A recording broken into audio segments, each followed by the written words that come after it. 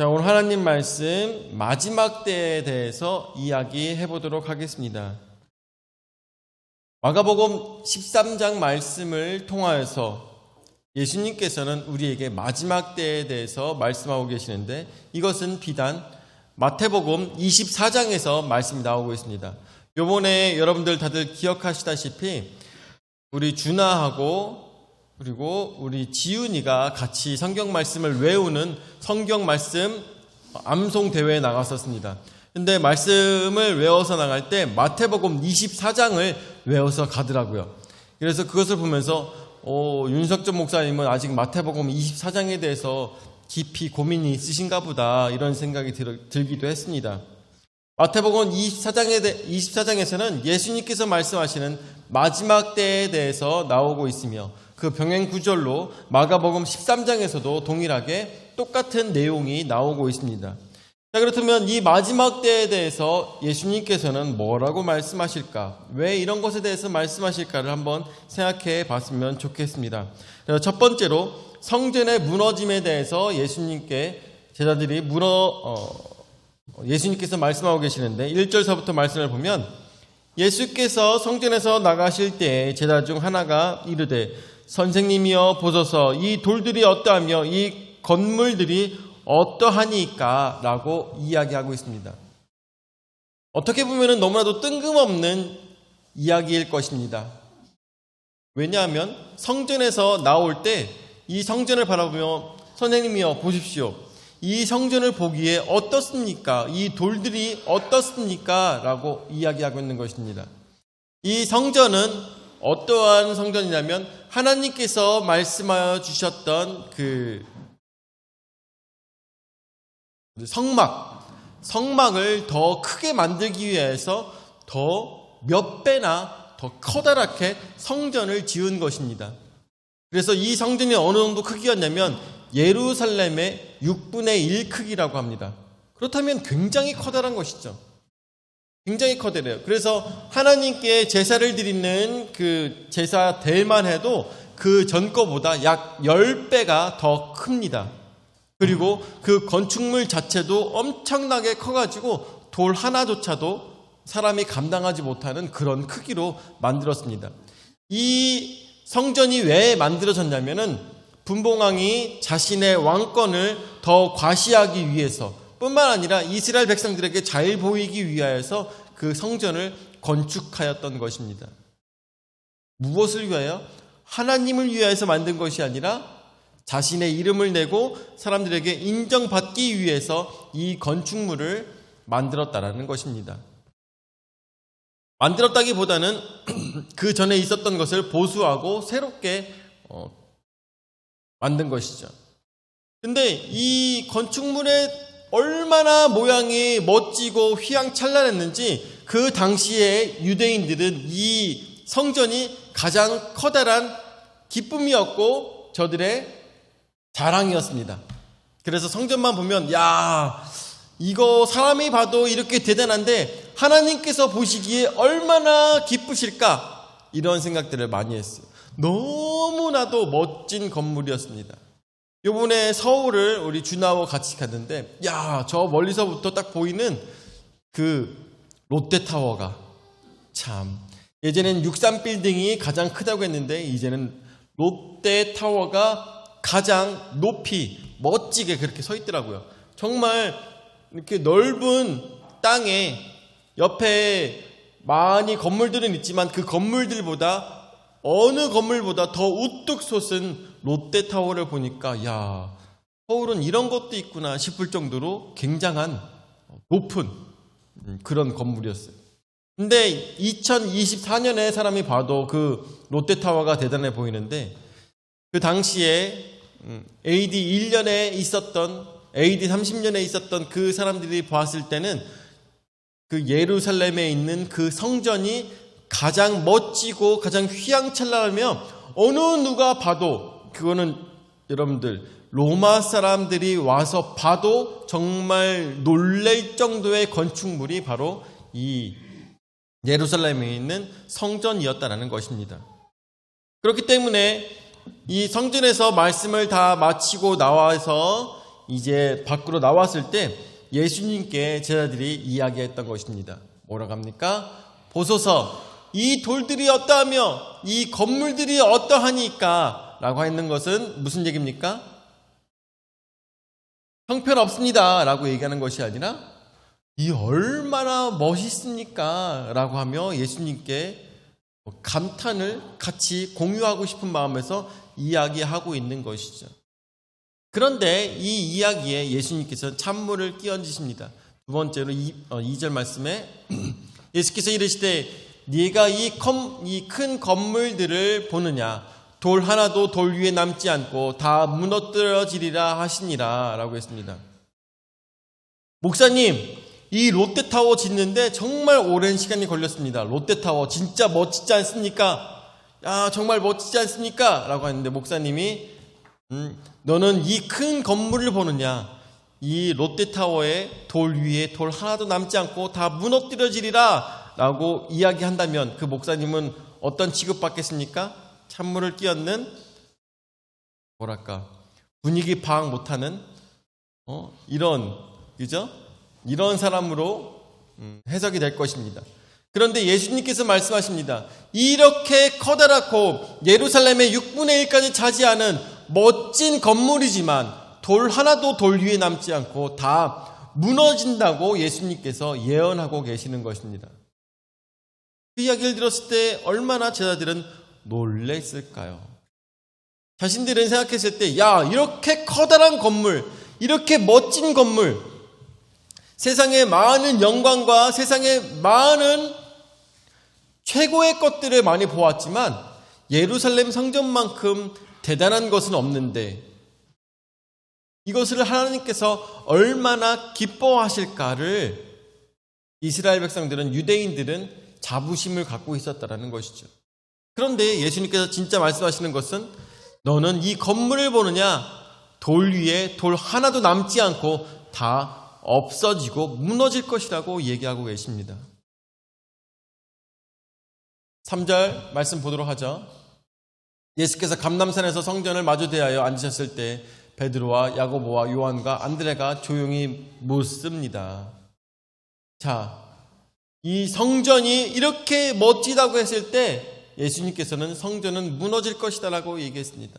아까도 여러분들에게 말씀드렸다시피 이 성전은 사람들 보기에 가장 휘황찬란한 건축물을 만들었다라는 것이죠. 무엇을 위해서? 하나님의 영광을 위해서가 아니라 자신의 영광과 자신이 왕으로 세워짐에 대한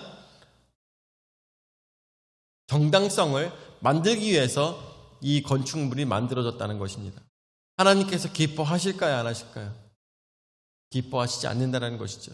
저는 이 말씀을 가지고 묵상하다 보니까 그래, 이 예루살렘에 있는 이 성전은 마치 당시에 바벨탑을 보듯이 하나님께서 보셨겠구나라는 생각이 들더라고요. 바벨탑이 여러분들 왜 그것이 무너진지 아십니까? 왜 그것을 만드는 것에 대해서 하나님께서 반대하셨는지 여러분들에게 말씀을 드린 적이 있었는데, 이것을 만들기 위하여서 그 당시에 바벨탑을 만들기 위해서는 친구들끼리 서로 힘을 합쳐갖고 야, 우리 탑 하나 만들어 볼까? 절대 불가능합니다. 친구들끼리 야, 우리 탑 하나 만들어 보자, 높이 한번 쌓아보자 라고 해서 지구라트를 만든다는 것 절대 불가능합니다. 그렇다면 어떻게 만들 수가 있을까요? 서로 사랑하며 서로 안아주고 서로가 서로를 위해서 위해주며 살아야 될 텐데, 그런 것이 아니라 한 왕이 그 밑에 있는 노예들을 데려다가 야, 이거 만들어 이렇게 하면서 만들어야지만 가능한 것이 바로 이 바벨탑 같은 탑이 만들어진다는 것입니다. 사람이 사람을 괴롭히면서 사람이 사람을 억눌러야지만 만들어질 수 있는 것이 이 바벨탑이라는 것입니다. 하나님께서 그러한 모습을 원치 않으시고, 또한 이 바벨탑을 만든 이유도 무엇입니까? 어떻게 하면 우리가 하늘에 더 높이 닿을 수 있을까를 고민하며 사람이 사람의 영광을 나타내기 위해서 올렸던 것입니다. 그렇기 때문에 하나님께서는 그 바벨탑을 만들지 못하도록 만드신 것이고, 또한 그것들을 흩어버리신 것이며, 만들고자 했던 사람들을 다 언어가 다르게 해서 각각 흩어지게 만드신 것입니다. 이 예루살렘에 있는 성전조차도 하나님께서 보시기에는 마치 표면상으로는 하나님의 영광을 위해서 만들었다고 하지만 사실은 어떻게 보면은 바벨탑과 마찬가지인 그런 자신들의 영광을 위해서 만들어진 것과 마찬가지라는 것이죠. 그렇기 때문에 하나님께서는 이것에 대해서 무너짐에 대해서 말씀하고 계시는 것이고 하나님께서 전혀 기뻐하지 않으시는 건축물이라는 것을 우리는 또한 기억할 수가 있게 되는 것입니다. 하나님께서 진짜 기뻐하셨고 하나님께서 진정 사랑하셨다면 분명히 예루살렘의 성전은 무너지지 않았을 것입니다. 자, 그래서 두 번째로 마지막 때의 징조에 대해서 이 3절 말씀에 물어보고 있습니다. 3절 말씀 보도록 할까요? 예수께서 감람산에서 성전을 마주 대하여 앉으셨을 때 베드로와 야고보와 요한과 안드레가 조용히 묻되라고 했습니다. 감람산에 앉아 있으면 예루살렘 성전이 너무나도 잘 보입니다. 여러분들 예전에 원로 목사님께서 이렇게 액자를 사오셔가지고 뒤에 이렇게 봤던 걸 기억날 겁니다. 가운데에 이렇게 모스크가 있고 양옆에 예루살렘이 이렇게 쭉 모양이 나왔던 그 사진 기억나시죠? 원로 목사님께서 갖고 오셨던 거. 액자. 그게 감람산에서 찍은 사진이에요. 감람산에서 찍은 사진. 그러니까 감람산에 앉아 있으면 그 전경이 쫙 보이는 것이죠. 이 쫙 보이고 있을 때 베드로와 야고보와 요한과 안드레가 조용히 묻습니다. 예수님께서 이 성전이 무너지는 것에 대해서 말씀하여 주셨는데 4절 말씀에 우리에게 이르소서 어느 때에 이런 일이 있겠사오며 이 모든 일이 이루어지려 할 때 무슨 징조가 있사오리까? 어느 때에 그 성전이 무너지겠습니까? 라고 물어보고 있는 것이죠. 여러분들, 예루살렘 성전은 언제 무너질지 여러분들에게 언제나 말씀을 드렸었는데 유대 전쟁에 의해서 AD 70년에 이 성전이 무너지게 됩니다. 얼마 남지 않았어요. 근데 웃긴 거는 뭐냐면 말씀에 나오는 것처럼 이 세대가 지나기 전에 이 일을 눈으로 본다고 했을 때 볼 수 있을 거라고 예수님께서 말씀하셨습니다. 그리고 그 세대는 지나지 않기 전에 이 모든 일들을 제자들은 보게 되었고 만나게 되었다는 것이죠. 자, 계속 보도록 하죠. 5절 말씀에 예수께서 이르시되 너희가 사람의 미혹을 받지 않도록 주의하라. 6절에 많은 사람이 내 이름으로 와서 이르되 내가 그라하여 많은 사람을 미혹하리라 라고 하였습니다. AD 70년에 전쟁이 일어날 때 약 AD 65년 정도에 이 전쟁이 발발하였는데 이 전쟁이 발발하고 있었을 때 많은 사람이 나타나서 내가 바로 메시아라고 내가 바로 이 나라를 구원할 자라고 얘기하는 사람이 24명이 예루살렘에 있었다고 합니다. 예루살렘이 크지 않아요. 그럼에도 불구하고 24명의 사람들이 나타나서 내가 바로 메시아라고 하는 사람들이 많이 있었다라는 것입니다. 내가 바로 구국의 영웅이다 라고 얘기하는 사람들이 있었다라는 것이죠. 그래서 말씀에 나오는 것처럼 많은 사람이 내 이름으로 와서 이르되 내가 그라하여 많은 사람을 미혹하리라. 그렇지만 너희는 7절 말씀에 그렇지만 너희는 그 미혹을 듣지 마라. 난리와 난리의 소문을 들을 때에 두려워하지 말라. 이런 일이 있어야 하되 아직 끝은 아니니라 말씀하십니다.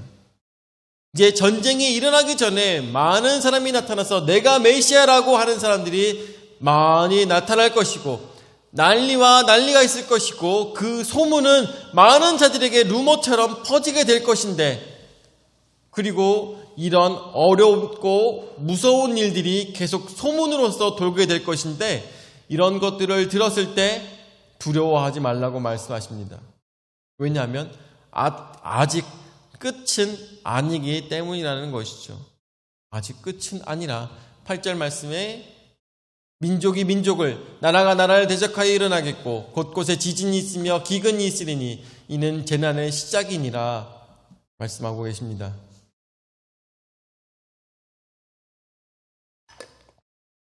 그 마지막 때가 되었을 때 민족이 민족을 어때요? 민족이라는 것은 예루살렘 백성들이 이스라엘 백성들을 더 억압하며 나라가 나라를 모압이 예루살렘을 아니면은 이 로마가 이스라엘을 이런 식으로 대적하며 일어나겠고 곳곳에 지진이 있으며 기근이 있으리니 전쟁이 발발하기 시작하면 지진이 날 수밖에 없고 또한 사람들에게 기근이 날 수밖에 없습니다. 이것이 바로 재난의 시작이라는 것입니다.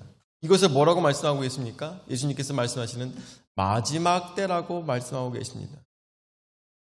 근데 이 사건이 언제 일어났다고요? 이 사건은 AD 70년에 일어난 사건이라는 것이죠. 지금 우리는 몇 년을 살고 있어요? 2024년을 살고 있습니다. 2024년. 그러면은 마지막 때라는 건 뭐예요? 마지막 때라는 것은 그 다음이 없는 걸 얘기합니다. 그 다음이 없는 걸 얘기해요.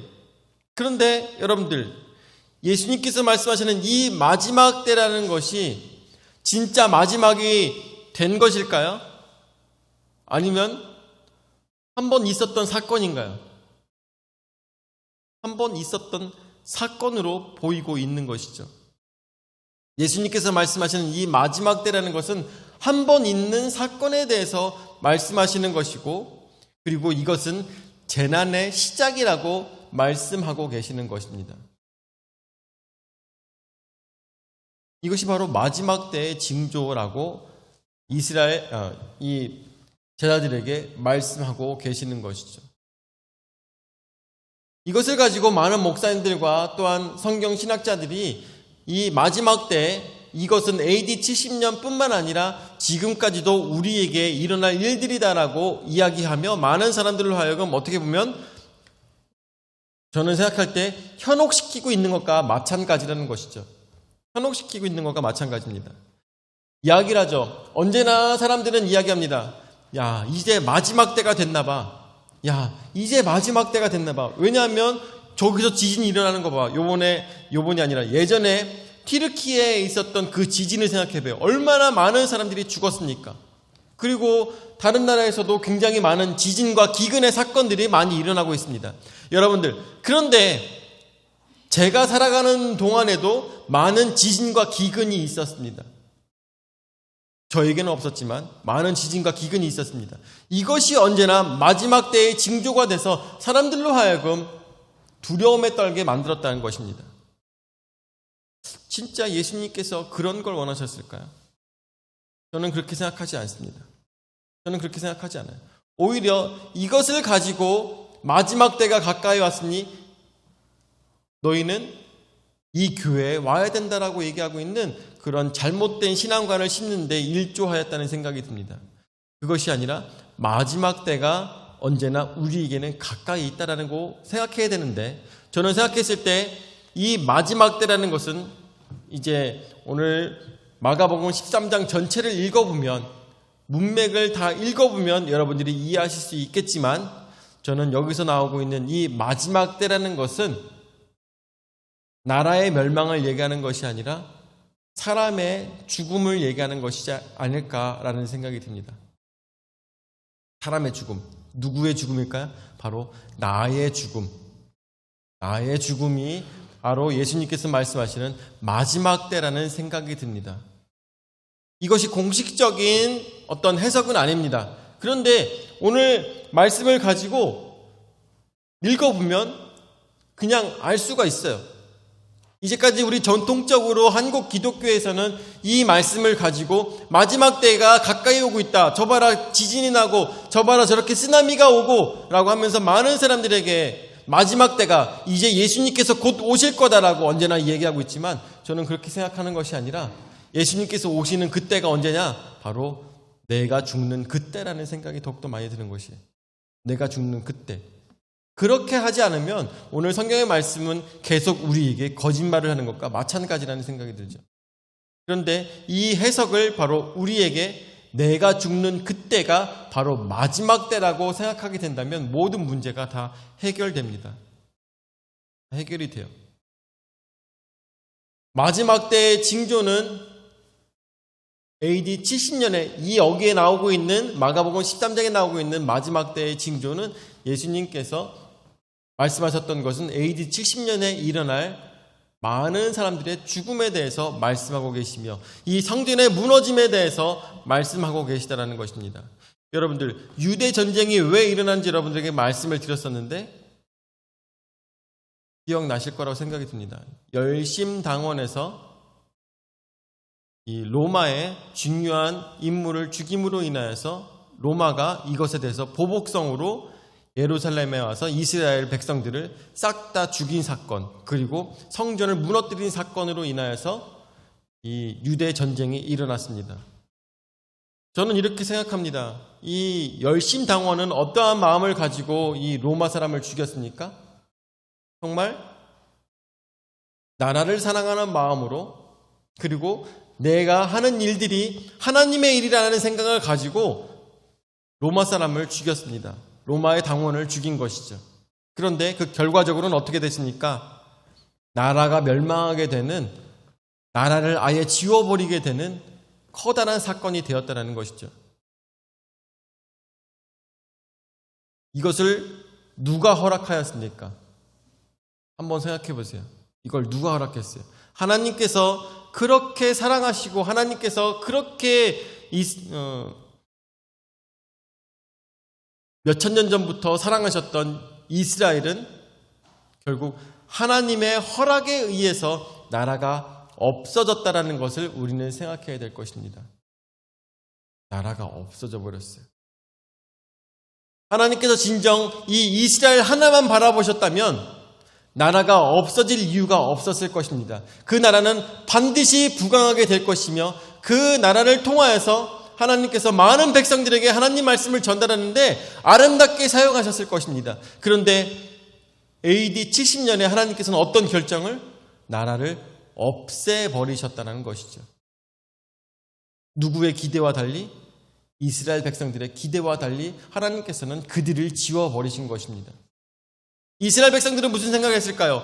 우리가 평생을 하나님을 위해 살았고 평생을 하나님의 나라를 위해 살았는데 왜 하나님께서는 우리나라를 왜 없애버리시고 많은 사람들로 하여금, 많은 이스라엘 백성들로 하여금 나라가 없는 사람들로, 디아스포라로 전 세계로 퍼지게, 던져지게 하나님께서 만드신 것일까? 얼마나 의구심이 들었겠습니까? 그럼에도 불구하고 그 각각 떨어진 곳에서 이스라엘 백성들은 어때요? 유대인으로서 나라는 잃었지만 그 나라의 정신을 가지고 그 땅에서 살았던 것을 생각하게 됩니다. 저는 생각합니다. 하나님께서 이 대한민국에 바라시는 것은 무엇일까에 대해서 고민하게 됩니다. 요번에 누구죠? 민희죠? 요즘 굉장히 떠들썩하죠. 이름이 뭐였더라? 민희진이라는 사람이 나와가지고 이렇게 막 인터뷰를 하는데 저희 사촌이 훈이가 저한테 링크를 보냈어요. 드디어 자신의 입장 발표를 하고 있습니다. 그러면서 저에게 보내주더라고요. 그래갖고 이게 뭔가 하고 좀 들어가 봤어요. 이게 뭐야? 얘가 누군데? 하면서 제가 봤어요. 근데 모르겠어요. 이게 뭐 하는 건데? 라는 생각이 들었어요.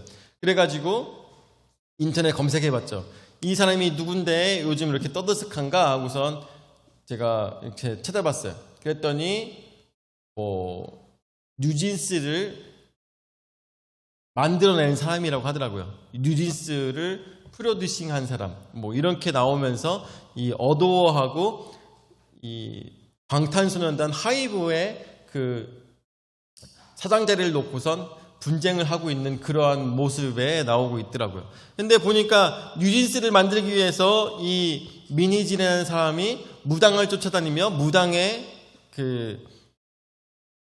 가르침에 따라서 이 걸그룹을 만들고 또한 자신의 그 회사를 이끌어가는 모습이 저들에게 있었던 것을 또한 기사로 보게 됐습니다. 그래서 이것들을 또 찾아보니까 너무나도 허황되고 어떻게 보면은 잡지 못할 것을 가지고 세상의 모든 것을 가진 것처럼 그렇게 살았던 삶이라는 것을 이 뉴스와 이 모든 것들을 통해서 여러 가지 매체를 통해서 보게 되었어요. 그래서 여러 가지 생각이 들었습니다. 하나님께서 진정 이 나라에 원하셨던 것은 무엇이었을까? 라는 생각을 가지고 성경에서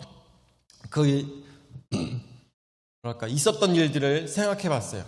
하나님께서 진정 나라에 원치 않으시는 모습은 무엇일까? 그것은 바로 저는 생각했을 때 잘못된 사상들을 민족들이 갖는 것도 하나님께서는 원치 않으시겠지만 하나님께서 가장 가증히 여기시는 것이 바로 뭐예요? 뭡니까? 가장 가증히 여기시는, 가장 싫어하시는 것 뭡니까? 맞습니다. 우상숭배입니다. 우상숭배요. 무당을 쫓아다니며 무속신앙을 쫓아다니며 또한 하나님이 아닌 다른 믿음을 가지고 이만희를 섬기는 이 모든 모습들이 하나님께서 가장 가증히 여기시는 대한민국의 모습은 아닐까라는 생각이 듭니다. 이러나 저러나 하나님께서는 이 나라를 사랑하실까요? 사랑하지 않으실까요? 저는 사랑하신다고 분명히 생각합니다. 분명히 하나님께서 사랑하십니다.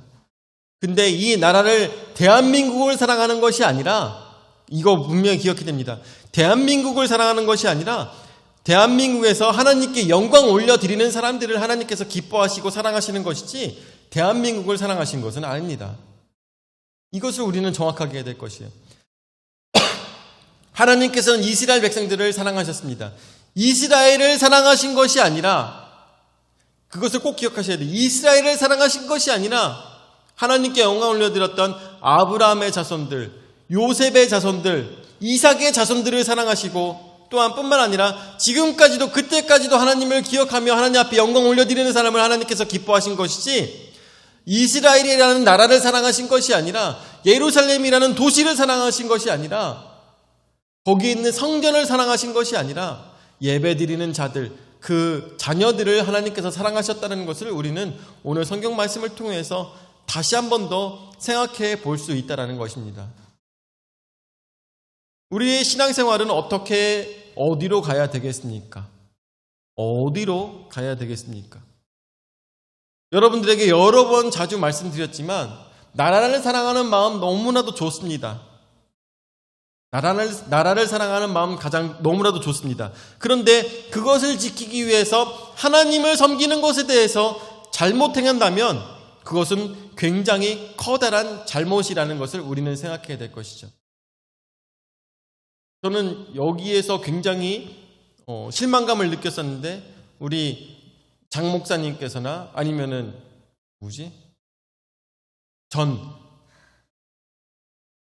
전강훈 씨나 이 하는 것들을 보면은 자신들의 목표를 위해서 다른 종교와 통합을 하며 같이 힘을 모아서 이 나라를 살리자라는 그러한 뉘앙스로 나갈 때가 굉장히 많았어요. 자, 한번 생각해 보세요. 이거는 비단 우리나라만 생각했을 때 그럴 수가 있나 생각할 수가 있겠지만 이렇게 생각하면 조금 생각이 달라질 것입니다. 이스라엘 백성들이 모압과 싸우기 위해서 바알신을 섬기던 사제들과 함께 힘을 합쳐서 모압의 백성들을 몰아냈다. 한번 생각해 보세요. 가능한 일일까요? 가능한 일일까요? 바알을 섬기던 사제들과 함께 기도하여서 이 일들을 해냈다. 가능한 일일까요? 아세라를 섬기던 사람들과 힘을 합쳐서 이 일들을 해냈다. 가능한 일일까요? 저는 그렇게 생각하지 않습니다. 하나님께서는 절대 그렇게 원치 않으셨을 것이고 하나님께서 진정 원하셨다면 한 명의 사람이 있어도 하나님께서는 이 일들을 행하셨을 거라고 생각이 듭니다. 그런데 힘을 모으고 표를 모으기 위해서 다른 스님들과 함께 힘을 모은다? 절대로 말이 안 되는 일이라고 생각이 듭니다. 하나님께서 진정 원하시는 사람은 그 한 사람은 오로지 하나님만 아는 사람을 하나님께서는 찾으십니다. 그 사람을 통해서 나라를 세우실 것이고 그 사람을 통해서 하나님을 섬기는 사람들을 모으게 하실 것입니다. 그것이 그것이 부족하였기 때문에 이스라엘 백성들에게 이 마지막 때를 하나님께서 내리셨다라는 생각이 듭니다. 그런데 왜 그러셨을까요? 왜 이스라엘을 지우실 정도로 이렇게 커다란 결단을 하나님께서 하신 것일까? 그것은 바로 9절 말씀에 나타나고 있는데 그것은 바로 증거인 것입니다. 너희는 스스로 조심하라. 사람들이 너희를 공회에 넘겨주겠고 너희를 회당에서 매질하겠으며 나로 말미암아 너희가 권력자들과 임금들 앞에 서리니 이는 그들에게 증거가 되려 함이라. 아멘. 그렇습니다. 나라를 지으시며 하나님을 믿는 예수 그리스도를 따르던 제자들을 다 흩으셨습니다. 그런데 그렇게 하신 이유가 무엇이라고요? 임금들과 권력자들 앞에서 예수 그리스도가 증거가 되게 하기 위해서 이렇게 하신다고 하십니다. 여러분들, 너무나도 멋있지 않습니까? 너무나도 멋있지 않습니까? 우리는 여기서 궁극적으로 하나 깨달아야 됩니다. 왜 그러셨을까요? 하나님께서 왜 그러셨을까? 왜 나라를 다 지우면서까지 임금들과 권력자들 앞에 예수 그리스도를 증거하기 위한 하나님의 그 노력이 왜 하셨을까요? 왜? 이것이 가장 중요합니다. 왜입니까? 하나님께 영광 올려드리는 나라가 더 많게 하기 위해서입니다. 죄를 회개하는 사람들이 더 많게 하기 위해서입니다. 저들로 하여금 예수 그리스도의 복음을 듣고 돌아오게 하기 위한 하나님의 사랑이었다는 것을 깨달아야 됩니다. 예루살렘을 지우셨지만 이스라엘을 멸망시키셨지만 그것 또한 모두를 위한 사랑이었다는 것을 우리는 깨달아야 될 것입니다. 앞으로 대한민국이 없어지든 아니면 이 양촌리가 없어지든 간에 그건 누가 하셨을까요? 하나님께서 하신 것입니다. 하나님께서 왜? 하나님의 영광을 위하여서 하나님의 일을 위하여서 행하시는 것입니다. 이 풍성한 침례계가 여기에 막 우박이 막 떨어져 갖고 다 부셔진다 할지라도 그것은 왜? 하나님께서 하나님의 영광을 위해서 하시는 일들인 것이죠. 이 모든 일들을 위해 하나님께서는 영광을 받으십니다. 왜 받으실까요? 왜? 마지막 때 바로 하나님의 나라에서 우리를 만나시기 위해서인 것입니다.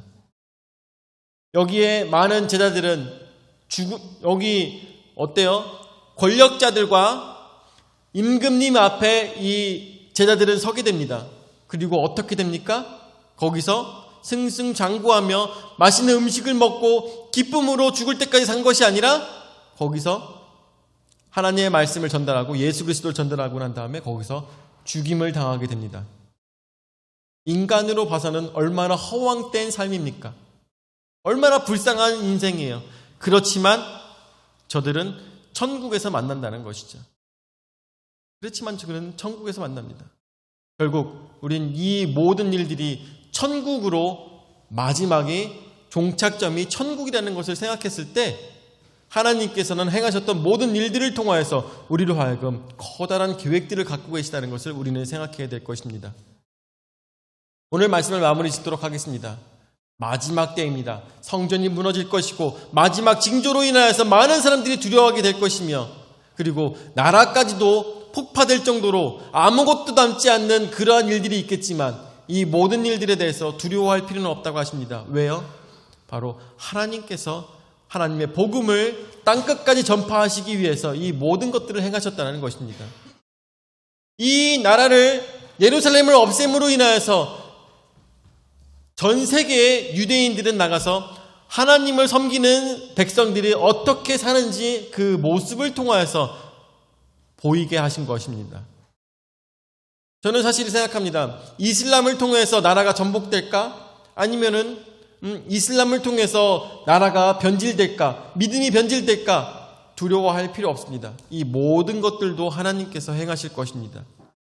무엇을 위하여서? 하나님의 영광과 하나님 앞에 많은 자들이 오게 하기 위하여서 또한 천국에서 만나게 하시기 위한 하나님의 모든 계획들이 있다는 것을 우리는 생각해야 될 것입니다. 다만 내가 행해야 될 것은 마지막까지 나 자신에 대한 믿음을 잃지 않고 최선을 다해서 하나님을 섬기는 마음, 하나님을 나의 자신의 몸보다 더 사랑하며 내 자신의 목숨보다 사랑하며 하나님의 나라를 위해 살아가는 그러한 삶의 모습 속에서 하나님께서는 영광 받으시고 또한 마지막 하나님의 나라에서 우리의 영혼을 받으실 것입니다. 우리는 이 땅에선 두려워할 것이 없습니다. 우리가 가장 두려워해야 될 것은 나의 믿음을 잃어버리는 그 마지막 때가 가장 두려운 것입니다. 그렇지만 나에게 있어서 믿음을 잃어버리지 않는다면 나는 멸망하지 않고 나에게는 마지막 때가 되지 않냐고 오로지 하나님을 만나는 귀한 시간이 될 것입니다.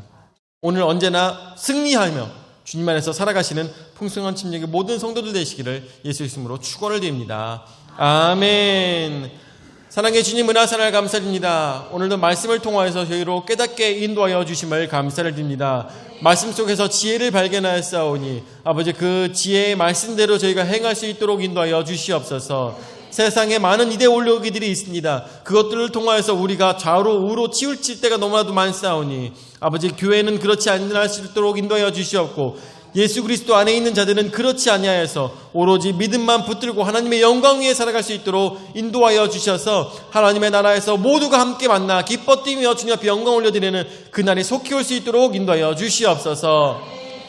이제는 자기 몸 버려 죽기까지 우리 죄를 담당하신 구주 예수 그리스도의 은혜와 자기 외아들을 주기까지 우리를 사랑하신 아버지 하나님의 무한하신 사랑과 성령 하나님의 감화 감동 역사 교제 위로 내주하신 은혜가 오로지 하나님의 영광을 위해 살아가며 자신의 믿음을 잃어버려 멸망하지 아니하고 오로지 하나님을 향한 사랑과 또한 자신의 목숨까지도 아끼지 않는 사랑을 통하여서 그 사랑을 증거하고자 하는 모든 성도들 머리머리 위에 영원히 함께 하실지어다. 아멘.